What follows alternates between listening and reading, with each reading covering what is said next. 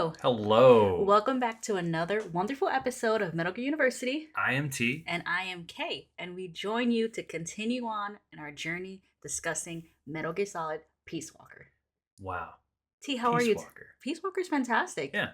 I've really been enjoying it. I feel like we've been playing it through on the PS3, which has been rough to say the least. Our PS3 is not on good terms with us. It sounds like a jet engine. I'm honestly kind of excited for Master Collection Volume 2. It's coming out this week. This week. I'm going to pick it up like when I'm done with work one of these days. But I'm very happy. It's funny because like I replayed the entirety of Peace Walker to freshen up. Mm-hmm. And knowing that I theoretically have to do it all over again because like I don't know, I'm like a completionist with these sorts of things. When like the Volume 2 collection comes out, I'm gonna have to do it all over again. And you're gonna love it. I am. But only this time, honestly, like this is like the first time where I might actually have the opportunity to play with friends. So that would be pretty cool. I think that's the best way because I feel like you back in the day. I remember when you used to do all the the like nuke clearing options. I don't even know how to word it. In Metal Gear Solid 5. 5? Yeah, that was fun. And I remember you would you have all these friends on PlayStation that you just don't even know about. It's just to like get rid of all these. there was these subreddits that were formed, and then like we would like coordinate together. It was like a lot of fun. Well, it's almost here, and it's gonna be as always a whole new crop of fans. We already have one friend who's like ready to pick it up. He's starting his MGS2 journey now. We're gonna have him soon. Mm-hmm. Mackie, for those who remember the other episode in which he played Delta for the first time. So look forward to another episode with Mackie. Mackie's fantastic. Mackie's great. Mm-hmm. I feel like the way his mind works when it comes to these games, it's perfect because like the game's so eccentric. He's just along for the ride. Like he's not even questioning anything. It's just no, it's perfect. It's such a treat to talk to someone who is going through it for the first time, especially not only just going through it for the first time, but knowing literally nothing about it. I think that that's so cool. It's like such a unique perspective that I haven't really ran into out in the wild. So I think getting Mackie's perspective is like such a unique experience. I'm trying to get two of my other friends into it, but I feel like I don't know. I'm almost gonna have to force them to play it, but I'll figure it out. They'd be I think also other people. One's a social worker. One is someone who mainly just plays RPGs, and so I think this would be like different enough for both of them. And I'm excited to. They don't know anything either about Metal Gear. They just know that we love it. That's it. That'd be great. But other than that, yeah, it's exciting. The Volume 2 collection's coming out. It's also been a year since MGS Con 3. I saw multiple posts. We made our own post. It's a year since our panel. That panel was so much fun. I know. It's hard to think of what we'll do next. Because you and I are just silly and weird. Like, we'll do something, but right now I'm like, I don't even know where we could go, what we could do, but we got to do something. Yeah. I mean, like, the panel that we went to in Anime Boston, where it was there's a Dunkin' Donuts in Silent Hill, and I could prove it. I want to do something like that. Yeah, we gotta put the name of those people. So the panelists, their names, on Blue Sky, it's Idol Rinny, IDOLRINNY on Blue Sky, and the other co-host is Raven Wing on Blue Sky. It's R Wing, RWING. They were the host of There is a Dunkin' Donuts in Silent Hill, and I can prove it. We couldn't find the YouTube link. Apparently there is one, but it was fantastic. It was just silly, and I feel like that's you and me, T. Like you and I are just stupid. Yeah. I want to be stupid on Maine. And I feel like our panel, it was like that. It was like that. So we're of course the people behind MGS Con 3, like God bless them, they can take all the time they need. The head of it, Amanda, had told me like there's a video of our panel. She's working on getting it and editing it. So soon it'll be on YouTube, and we are so excited to share with all of you who couldn't attend MGS Con 3. But yeah, I just feel like you said, that's our kind of realm, just being silly, and I don't want to spoil our panel for people who haven't seen it. I want them to experience it. So look forward to that. And T, I think you and I need to, we're both very busy, but I think we need to sit down one day and brainstorm some new. Yeah. Because I got some listener letters, and some people are starting the podcast from the beginning, like they just found us, and some people just finished the trial of Big Boss, and I'm like, wow, that was one of our first like little stupidity moments. Yeah. Oh man, that was fun. That was good. So, we're in time. But everyone, as always, thank you for always reaching out to us, supporting us. We are almost at our 3-year anniversary. I think that's coming up in October. Yo, So, I can't believe we've been doing this for that long. mm-hmm. That's crazy. We always, what we say, we always full ass this. We full ass all our projects. Full ass everything you do. So, as always, if you'd like to congratulate us on our full assing on projects or say hi, or anything else really, as always, you can email us at what t. It's tknm at gmail.com. That is ITSTKANDM at gmail.com. There you go. I almost messed it up, but I got it. There you go. Email us anything and everything Metal Gear. Any ideas, any questions. We actually got one email this week. It was from a new listener, and it's funny because they're still a little far back in our episodes. Like, I think they just started recently. So thank you so much as well for just reaching out and saying. They said, I'm not gassing myself up, but they were like, oh, I've been listening every day, it's so good. That's what they said, not me. That's what they said. We have the email to prove it. But Alan, shout out to you. Alan probably isn't also going to reach this for maybe another couple of weeks, months, because we have a lot of episodes. Yeah. So shout out Alan. When you get this, what's up? Thank you. They had a great idea. Well, it was a cool idea in theory. And you'll see why I say in theory. They were stating that what did they say? That they were listening to our Metal Gear Solid 2 episodes, and we spoke a lot about AI. And they were like, it'd be interesting, the way that AI is becoming more accessible and more prevalent. Maybe for a future 201, you put some of your podcasts and notes into an AI system, ask them to write a script and read the script, but not tell anybody. And then in the episode after, you'd be like, hey, that was AI. What do you guys think? What's funny is that Alan in this email states they're kind of, since they're on MGS2, they're 2 to 3 years back on our episodes. Yeah. So Alan will soon see the anti-AI episodes. I mean, we were pretty anti-AI then, too. But not like the most recent one we had. That was this year, no? I think so. A few months ago, where we were just super... Everything's blending together. Time, man. Time. So, Alan, in theory, very interesting idea. Sadly, we will not be doing that. Yeah. No, I really do like it in theory. I would be curious as to what an AI version of us would do or say, but I don't know. Ethically, I'm against it, but cool idea. Yeah, cool admittedly, idea. That cool idea. Thank you so much, Alan, for reaching out. Appreciate you. Appreciate you for the suggestion. Sadly, we're notorious AI haters, but otherwise, thank you, and appreciate you for listening to our episodes. And this is a quote, again, not from me. Alan says, I don't know how I'm going to cope waiting 2 weeks between episodes. That warmed my little cold heart. Aww. Thank you so much, Alan. But as always, email us, let us know what you think. But this week is cool. I'm just thinking about just the Volume 2 collection. It's also Kojima's birthday. Yes, we are actually recording this on his birthday. Yay, happy birthday! Happy birthday. So when this comes out, it'll be belated, but not really belated because we're actually recording it on his birthday. Mm-hmm. Woo! Kojima is 63 years old, and he will live for another 60 years, and nothing bad will ever happen to him. He will upload his consciousness to an AI system and then die in a movie theater like God intended. And that poor minimum wage worker discovering his dead body in the 40X chair. Mangled.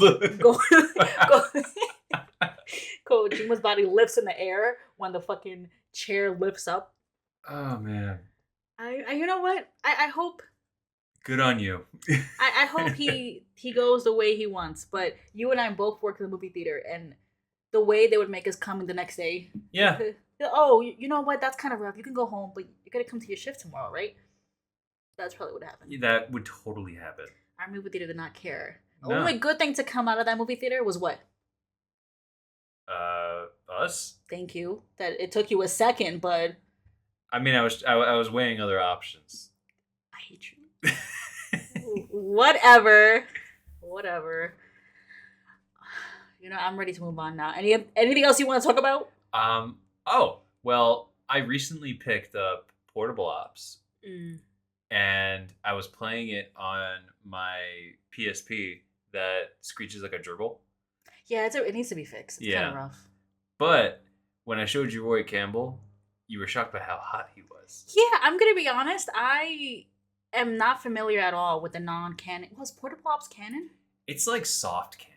Soft canon. No, like Kojima was asked about this, and he was like, I don't know, some of it. No, he was like, some of it is. Yeah, I mean, so like when it comes to Acid or Portable Ops, I'm not Ghost Babel, not too familiar. We will talk about them eventually. So now we have Portable Ops. You have to pick up Acid and Babel. But I'm not familiar. Haven't paid attention, and also I didn't realize Roy Campbell was in this, and he was young. Why do they make him so hot? I don't know. Like we'll put a link in the description. They made him. I've never seen this before, and I'm uncomfortable, honestly. I'm really uncomfortable. It's like finding that young picture of John McCain. And you're like, oh, the young Joe Biden. You're like, why do I? It's just I feel conflicted. But Roy Campbell, he got a full head of hair. He all young, little kind of cropped jacket. He does look like Snake. That's what I'm saying. And I think too, there's just no other place that we see him young. He's been old in every canon game. So to see this, I'm like, shut up. Get out of here. Yes. You're not Campbell. How are you enjoying Poops? It's cool. Okay. If it had the gameplay mechanics of Peace Walker, it'd be fantastic. But like not being able to crouch walk, the aiming mechanics are a little clunky. That's the only thing that's holding it back. Oh, that and like the way that you recruit soldiers, you have to fucking drag their ass all the way to the truck. Or you have to drag them to like a cardboard box and then your buddy will do it for you. It's annoying. It's annoying, but I mean a little bit more kidnappy, a little bit more intense. Yeah, it really it makes you work for getting people to work for you. So in a sense, I get it, but gameplay wise, it really takes a toll on you. I feel like I'm always shocked. I am always shocked whenever I see a PSP game, because it looks like it doesn't want to be a handheld game. The PSP looks like it's just trying to be a PS3 game on mobile. It's very like I'm also playing Crisis Core, and it feels very just I don't know. I feel very uncomfortable with playing it. It's not as fun as I thought it would be. I feel like it's almost a PSP. Sometimes these games are doing too much. I feel like a lot of these games wanted to push the hardware, which I understand, but I feel like this was a common complaint at the time as well.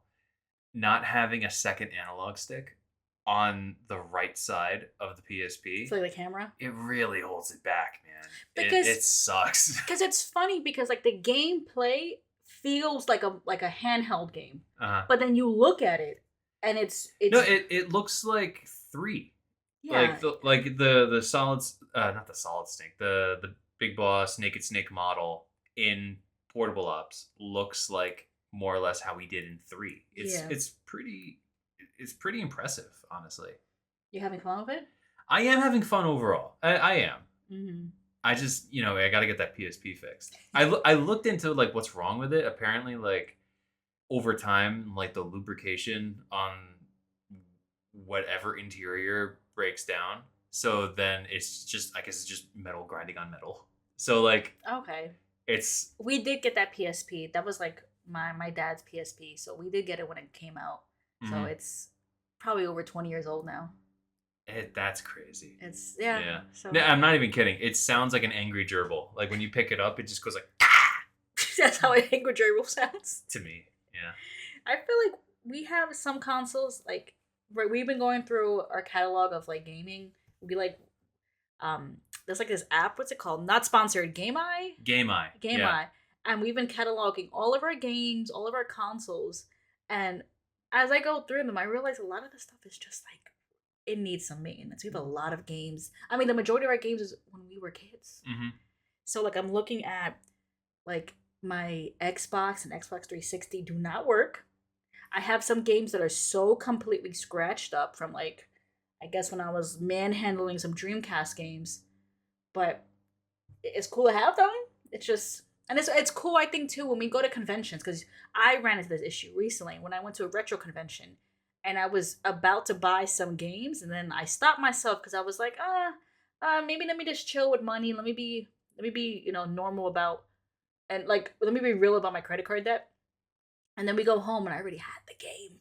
Yeah. And I think that was the point where enough was enough. K chill. And I went and I downloaded the app and We literally cataloged every game that we have.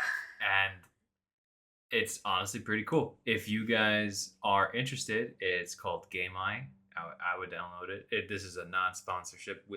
This is a app that we genuinely found out about fairly recently, and it helped us out. Yeah, and I'm always one to like, if it's helpful and cool, I want to share it. So, and it's free. It's a free app. So, enjoy. Not sponsored. I think that's it, T. I'm ready to talk about the episode in Peace Walker. But first, are you ready for a pop quiz? I'm not, but let's go ahead and do it. I'm going to fail this so bad. You're going to be fine. It's going to be fine. All right, Kay. Mm-hmm. I compiled 4 questions pertaining to our last episode of Metal Gear Solid Peace Walker. Are you ready? I'm not. Fantastic. Question number 1. Name at least 3 things Snake finds in the truck in the mountain base. He finds Kojima. That's 1. He finds Boktai. That's 2. And then he finds money. That's Treasure. 3. Oh my god. The third one, You are correct. Thank you. I was really nervous. Boktai, I just remember because it screams. Is it the actual character that comes out? Oh, I'm actually forgetting that part. But Snake literally goes, sunlight. Okay. And then is it treasure like gold or was it like pirate treasure? It was like casino chips and gold. Okay, cool. Okay. Yay! Thank you. Wow. Question number 2. Huey breaks down deterrence theory for Snake. Can you summarize it as well? Deterrence theory is basically a way to prevent countries from sending out their nukes. You're deterring other countries from nuking each other. And I think, and the way that we currently have it, which is I think the same way Huey described it, is by if both countries have a nuke, then basically they're both fearful of each other, which deters them from doing anything completely harmful. I think that's it. I will take that answer. Yes, that is correct. Can you elaborate on it better for me? I feel like you did a pretty good job. It's just basically like mutually assured destruction. Okay, I like that phrase though. Like if I retaliate by launching the nukes at the enemy that launched nukes to me, the whole world ends. So we all have nukes, but essentially we don't all have nukes. Because once they start flying, the whole world's over. So it's very silly. Yeah, it is silly, isn't it? Very silly. And I think that's kind of, we're talking about, especially with 3, like Metal Gear Solid 3, the Cuba crisis, and then we're talking about right now, you have all these weapons being sent to all these secondary countries. And I just say secondary because we're talking about the Cold War, and it's primarily the US and Russia. And those are sadly the main countries that are dictating a lot of what's happening in the world at the time. Mm-hmm. And they're employing other countries through giving them money and weapons, and they're funding all these small little civil wars in other countries in order to get them on their side and keep an eye on, each other. So that's kind of that adds to the deterrence theory by you giving all these other countries weapons too. Sad stuff. Yeah. Okay, I'm correct. But correct. Thank you. Question number 3. True or false? Huey is the creative mind behind the pupa and Peace Walker. No, that's false. You are correct. Thank you. You're doing great. I don't know why you were so worried. I don't know. I'm hard on myself sometimes. Well, stop. You're doing fine. Okay. Question number 4. What is the name of the head scientist? Head scientist for what? Peace Walker. Sorry, I didn't elaborate. Oh, is it Dr. Strangelove? You are correct. Yay! You got 4 out of 4 right. I don't know why you were so worried. I told you it would be fine. Okay. I am somewhat of a fan of Metal Gear. Somewhat, you are a fan. I'm a normal fan. Yay! All right, are you Great ready? job, Kay. Are you ready to discuss further into the downfall of Snake? The downfall. As long as Kaz is okay, I'm okay with it. Yeah, he'll be totally fine. Nothing Don't worry about him. Nothing ever bad happens to Kaz. He won't lose anything. Yay! Yay! How's the episode? So last we left off, Snake and Huey linked up. They're gonna be best friends. And Huey was like, "Hey, I had this letter. Don't read it." We And totally read it. We totally read it. And go meet my friend, Mhm. Dr. Strangelove, Yeah. who's totally not mad at me, and we're cool. And this letter's a normal, friendly letter. Yep. Now, after you end this mission, like officially, Kaz comes up with an idea of sending out soldiers and tanks that Snake has been like capturing up to this point, and he's like, "Hey, we could like do stuff. We could like send our soldiers out." Oh, so now you're just doing contracts now. Yes. Oh, so you're no better than what Yeah. US and Russia are doing. Kind of, you're just sending over your own people. Yeah, but like we're doing it, so it's okay. Well, I mean, as a growing MSF, you need people and money and reputation. So this is a great start. Yes. And I mean, with how MGS4 is, this is just the beginning of like That- contract killers and contract Yeah, soldiers. the PMC culture that's run amok in 4. This is like the seed is officially planted. Oh, so we can blame Kaz. for- Yeah, Kaz, this is his kind of. He does nothing wrong ever in his beautiful life. Yeah, I mean, if I was in the room, maybe I would have been like, man, I don't know. But like, I don't know. But, like, That's what you're gonna say, passive. I mean, like, I wouldn't be in that room to begin with because, like, that ain't my field of expertise. They wouldn't want me. What the fuck would I do in MSF? But if you were in the room, you'd be like, "Well, I don't know, guys. Well, I don't know about this. No solid no tea. How about no? How about this is wrong?" You'd be like, "Man, I don't know." It's- That's T's response to war crimes. I don't know, man. I mean, we're kidnapping people and sending them out. That's kind of bad, don't you think? I don't know. Anyway, I guess back to War Crime Simulator. Snake begins, causes little suggestion. So Mhm. now I guess you're getting more money from this, right? More money and Yeah, more money. I mean, you can recruit soldiers this way as well, but like honestly, kidnapping them is officially like the best way to do it. The game, it's funny because like the game is kind of like steering you to recruit people like in the good way, like people who want to join up, and you can do that, but you don't get a lot of people that way. you have to kidnap them. Kidnapping them is like the best way. It's objectively the best way. And it's funny because we were just talking about portable ops, but in Peace Walker, it's the fun full-time Yeah, way. So like they kind of like kidnapping people is fun. they scream in joy when you they really do scream in joy. It's Yes. like, woohoo! I mean, it could be they're screaming in terror from. Yeah, being right. I'm sent up. assuming. No, it does sound like joy, but And then with portable ops, you literally like kind of you kind of like have to work at it. holding them until Yeah. they're unconscious and then dragging them. So, okay. Anyway, Snake is on his way to see Doctor Peace Walker, not Peace Walker, Doctor Strangelove. Dr. Peace Walker. Well, she is. They are Yeah, the head scientist and the actual creative mind behind Peace Walker. Because as we know, Huey is not really doing much. I mean, to his credit, I don't want to take all credit away from Huey. He is good at leading a project. Like, you want something built? Huey's your guy. He could read some blueprints. He could read the blueprints. He can get it right.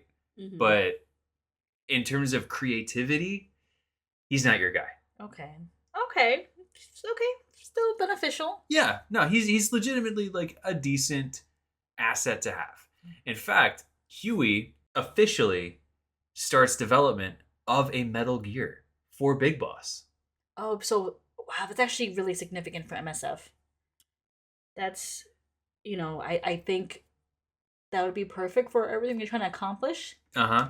It's interesting though that with all this shit that Snake has seen in his life with I'm forgetting the name, but the one that Shagahawk. yeah, like I I guess, he felt that and he was like I would think he'd be triggered or upset with like something so large being on your side, but I guess at this point any kind of weapon is good. He's basically becoming Vulcan.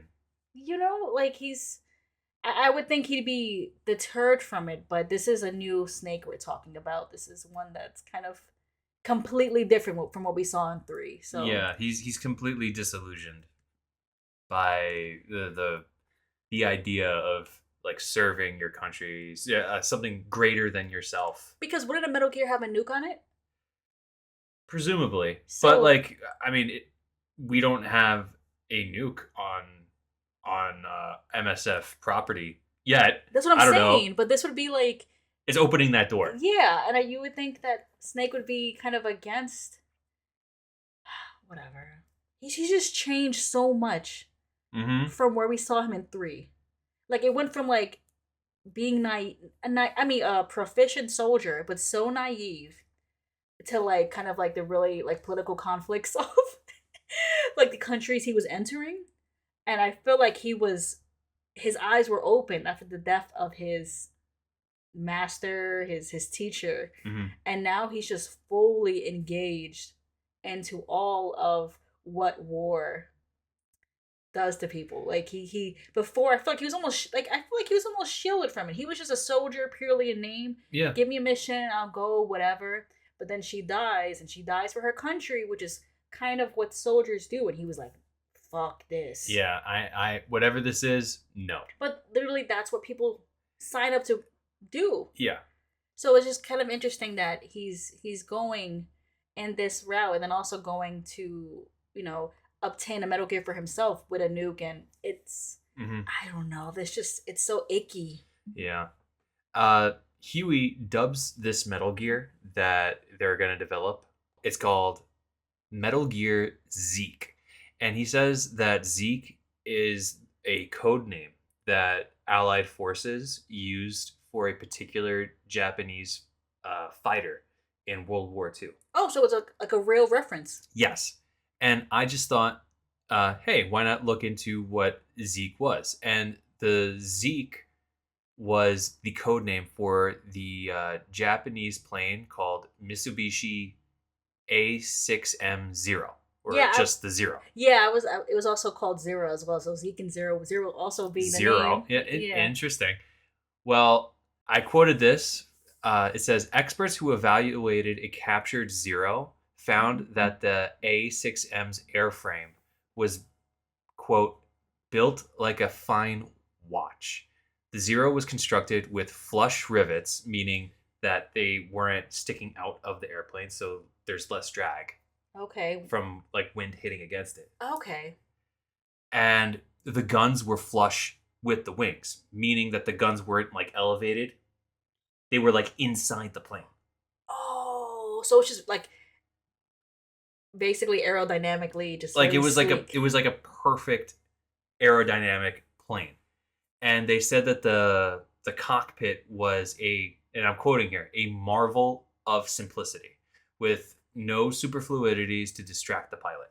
And I didn't put this here, but I remember offhand that this plane was so like well ahead of its time, honestly, that it had a kill rate of 12 to 1. What does that mean? That means for every 1-0 that we brought down, they already brought down 12 of ours. Oh, that's dangerous. And the only thing that held them back towards the end of the war is that they were running out of pilots. So they weren't Oh. piloting as well. And, we're not going to go there, but you could assume why they ran out of pilots towards the end of the war. I mean, just the end of World War II, it was a lot of death and destruction. Yeah. A lot of death A and destruction. lot of stuff went down. So, wow. So they literally were just running out of people. Wow. I mean, not running well, out of people. out of pilots that were proficient in this. Yes. Interesting. Interesting that Zeke would be the name for this. I mean, I think what that tells me is that this Metal Gear is going to be a powerhouse. Yeah. And probably sleek. Like a technical marvel. Yeah. Yeah. So. And I think it's obviously, this game is authored by someone who is Japanese. So they would have an inkling on the Zero. So, I'm just thinking that this is just more of like a Kojima-ism, like, oh, I want this new Metal Gear to be as revered as this famous plane, Mm-hmm. No, that makes sense. That makes sense. I think thank you for including this. I never heard about this. A6M0. We'll put more information where you got that quote from in the description. Mm-hmm. And I think that just lets us know that the Zeke is going to be something that maybe even MSF is going to have this, like you said, technical marvel. It's going to have one of the Metal Gears to rule over. Yeah, this is going to be like one of the best mechanical feats in world history. So do we know if Huey's creating this or? Yeah, Huey is leading the project. Okay, maybe he'll actually make something for once. I don't know. When you see the finished design, well, we don't know. We don't. Yeah, you know what? Hold on, I'm skipping ahead. We don't know. So cool. You're on your way. As you're gonna go meet Dr. Strangelove, he's like, I'm on your side. We gotta make sure we get some deterrence to stop other countries from messing with us. We're helping Huey in his twisted mind feels like him joining Snake is gonna help. Mm-hmm. And his grand plan to stop like nuclear war, yeah. whatever. So I guess your part is you're helping him and me, Dr. Strangelove. And can you explain like how this part of the game is? Like, are you in like a new area to go to Dr. Strangelove? Like, how is that? Yeah. Well, Dr. Strangelove's lab is for some reason hidden in a Mayan ruin. Okay. So you're progressing through this very dense jungle that slowly has these ancient ruins that are appearing. Okay. And I find this area of the game a little funny because, I mean, maybe for new players oh man, this is different. But like in the context of like the lore, like you're warned, like, be careful, Snake. This area is like anything you've ever experienced before. It's unlike anything. Yes. They list like, there's like 1 billion species of birds. I know you are an expert in survival, but you need to stay alert. You are in an ancient jungle so foggy, you can hardly see the trees. It is home to 2,500 species of plants, including 400 types of orchids. There are also 500 species of butterflies and over 400 species of wild birds. The bedrock is solid enough that Mayan ruins have miraculously survived centuries of earthquakes. An AI lab in a Mayan ruin. Who'd have thought, hey, Huey? My sentiments. And when you finally get to the brass tacks and you're in there, it's kind of just like Snake Eater again. Okay. So like a jungle. Yeah, so it's like Snake's got this. Like, come on, this is like his home turf. Maybe it's different from what you've played through in the game so far. Yeah. Like maybe there's gonna be people who are hidden in the jungle, and maybe there's people who are like you have to be a little bit more cautious and. That's a great guess because that's exactly what happens. There's these like snipers in ghillie suits. There's like these like G.I. Joe looking dudes who are like in bushes and lying in wait. And if you're not careful, they can get the jump on you. And I like this part of the game. This is one of my favorite sneaking sections. Like there are 2 areas where I'm like, hell yeah. And this is one of them. Is it because it reminds you of 3? I would say so, but like just like the way that the guards are placed and like how you have to be careful and like I like the change of pace because before like you're sneaking around but like you can just kind of I don't know, just like guns blazing and I mean I wouldn't say guns blazing but like I don't know, like something about this place just feels right to me. Do you like sneaking around? I'm a sneaky little guy. Come on, what can I say? So you're going through this jungle, and don't get too excited because we have another boss. And guess what? Is it an interesting one? No. It's a helicopter. Woo! Yeah, helicopter. Your Fantastic. favorite, another nondescript. I know I sound like a hater. You do. It's But- okay though, because I mean, this is the first game in which we have bosses who were just like, Just kind of grindy. yeah. But like, if you're on top of like the side missions that this game's throwing at you, like you send out your dudes, and they're like, retrieve this document, capture these people.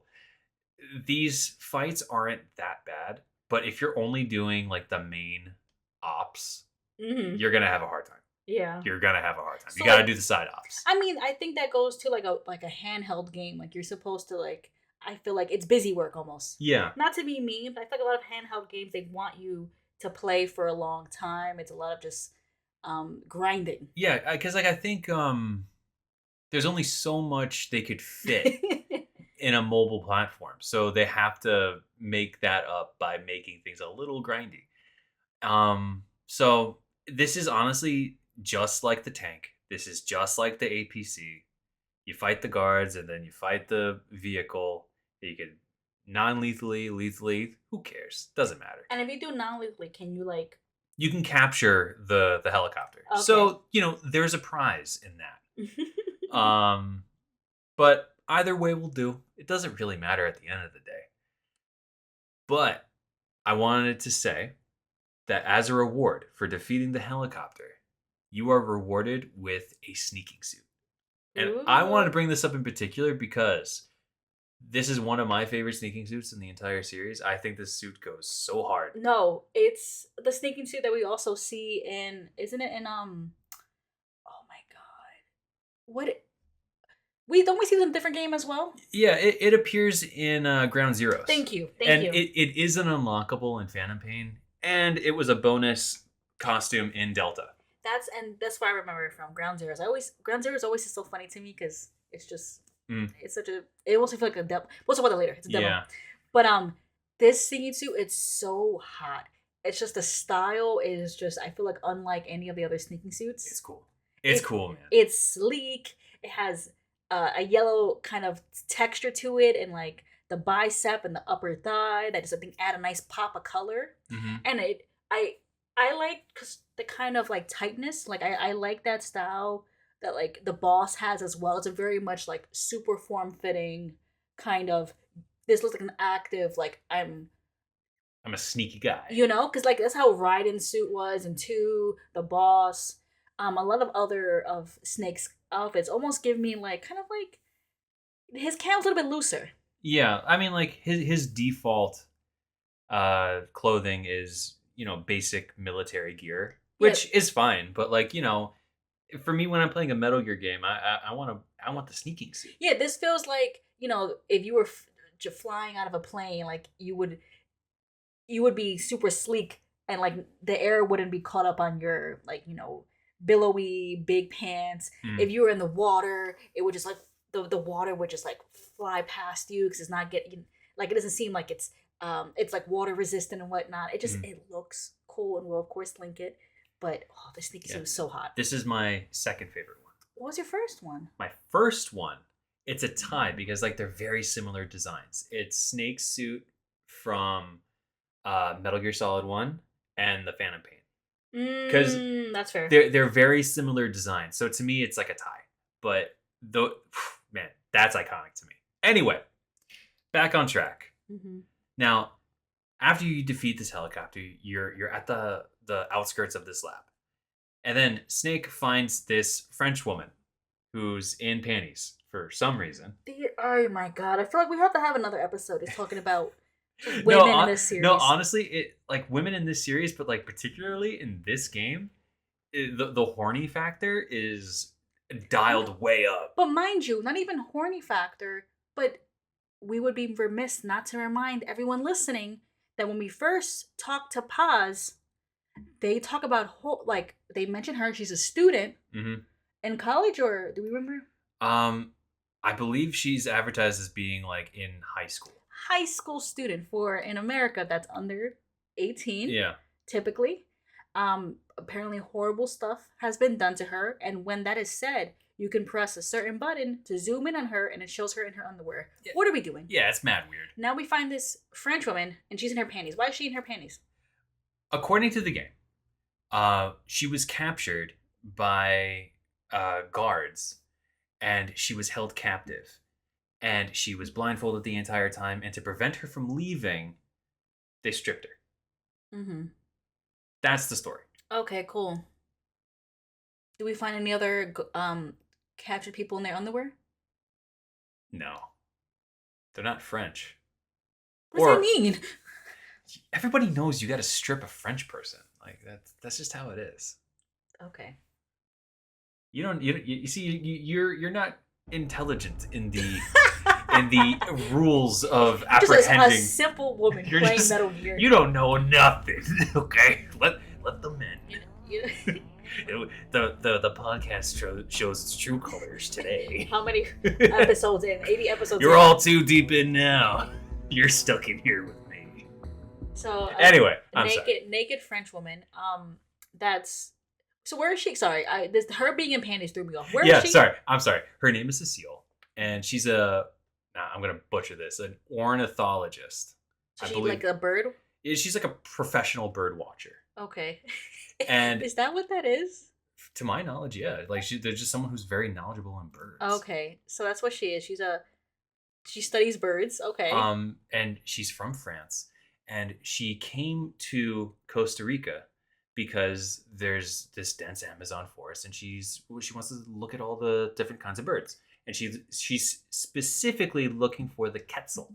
Isn't that what Big Boss said he was looking for in his kind of like fake lie to everybody? Yeah, and Oh, so she's definitely looking. So she's definitely not lying as well. I would believe that she's actually an ornithologist. Anyway, Snake is like, I'm an ornithologist. A poacher? The gun's for self-defense. I'm looking for that one rare bird in Costa Rica. Which one? The quetzal? Right, the quetzal. They're rare, but they're not covered under the Washington Treaty. The resplendent quetzal is red listed. Really? You know your stuff. I am an ornithologist myself. Well, we'll have to compare notes later. you know, she checks him on some stuff, and he's clearly as unprepared as I am. Mhm. So Big Boss is just like, yeah, I'm looking for the bird. Anyway, he comes to hear her story, where she was recording the quetzal in the jungle, and she wanders into the AI lab, which, you know, makes you wonder how heavily guarded this thing is. Like, she Mhm. just wandered in. But she came in with like a tape, and she recorded two women talking. And Snake comes to the revelation that this is the same tape that we heard at the very beginning of the game. Oh, who gave us that tape? Paz and Zadornov. Interesting. Okay, and she's the one who. Okay, interesting. Mm-hmm. Okay. I gotta think about that a little bit more. Yeah, interesting, right? So Snake is like, you know, a little triggered by this, because he's like, oh man, I am remembering why I'm here to begin with. Yeah. And he's like, did you hear anything else? And then she said, while escaping, all she heard was someone saying Jack over and over. Oh, And- that's triggering. Yeah, you see like a bead of sweat go down his face, and he's like, oh, okay. Well, because the boss died, yeah, and he's Jack. yeah. So what is going on? We don't know. So, So wait, Yeah. So she remind me, she was captured while looking for this bird, and then she escaped. So this this lab is not very well Yeah. hidden or guarded. If this ornithologist was able to escape. yeah, it really makes you wonder how well these guards are doing their jobs. Especially if we have Strangelove making this. like this top secret project, and someone just effectively just like wandered into Area 51. And then was able to wander out. Well, they escaped. But yeah, they escaped. Yeah. Okay. So Snake, of course, notorious lover of humanity, saves her, right? Yes. And Kaz is like against it, but he's like Snake says to Kaz, well, how about a Parisian? And Kaz is like, ooh, yeah. Oh my Okay. God. And I'm like, sure, Kaz, you're interested in her. Okay.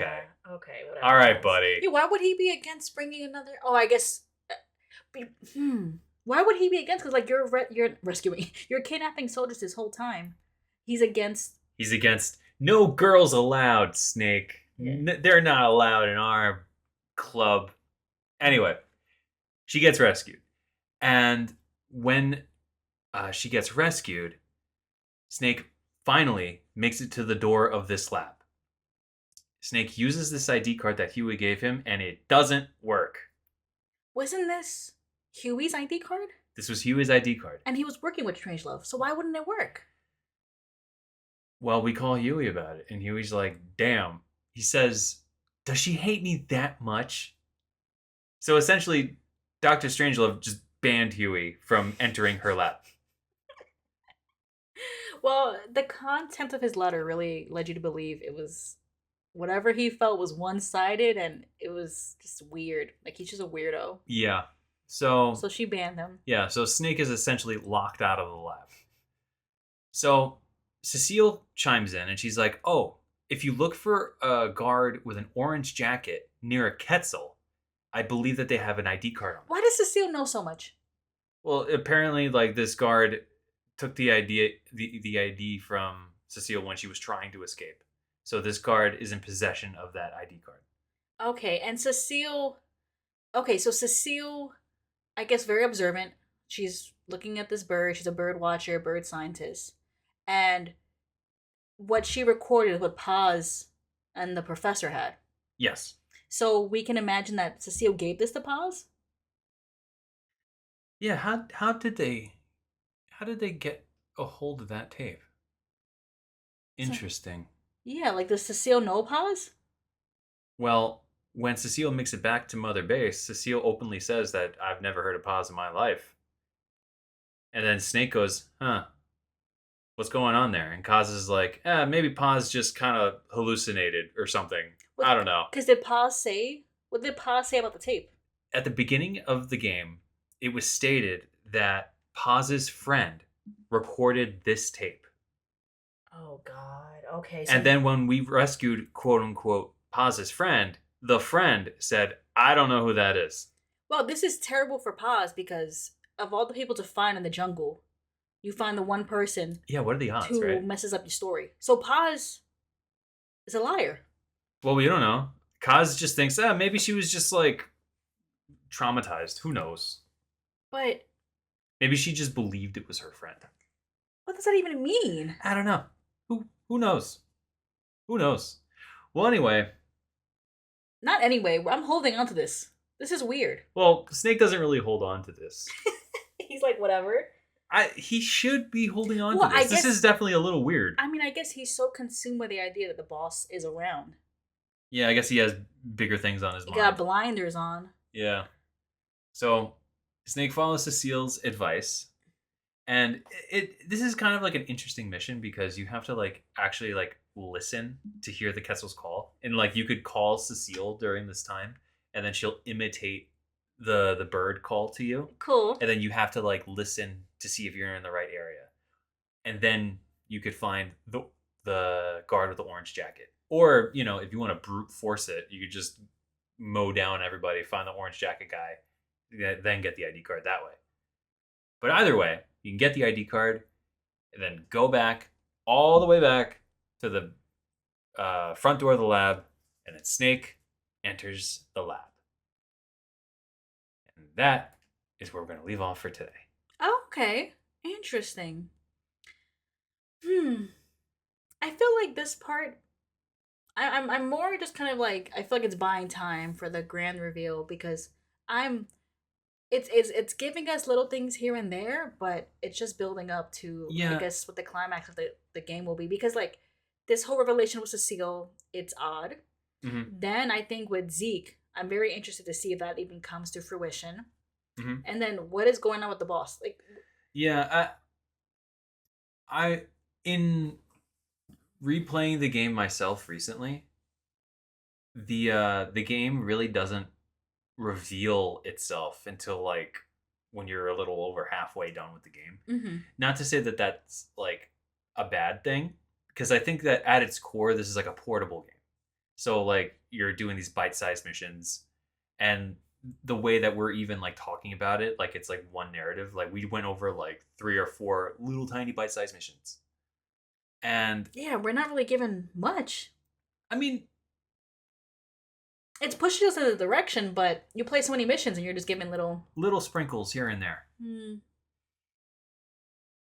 Okay.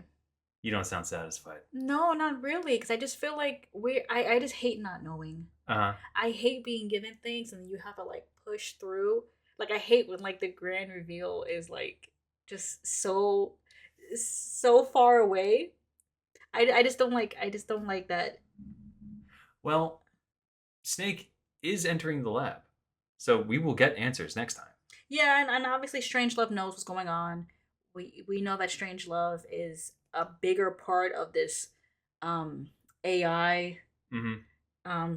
what's it, AI pod, is AI machine. Yeah. So we know that we're getting closer, a new character we introduced, but I'm just things aren't seeming, I don't even know the words. I feel like just things aren't what they seem. And Yeah. I feel like You could see the cracks starting to show in the stories that people are saying. and then especially with we have Big Boss running this really mercenary type group, and you would think he'd be a little bit more cautious about it. He's just bringing anyone to base. That's my issue. He's bringing so many random people to base, kidnapping them and assuming they'd be on his side, He's and just- taking people's word for it. He's just got golden retriever energy. He's just a little guy. He's just a silly little guy. You would think he would run a tighter ship.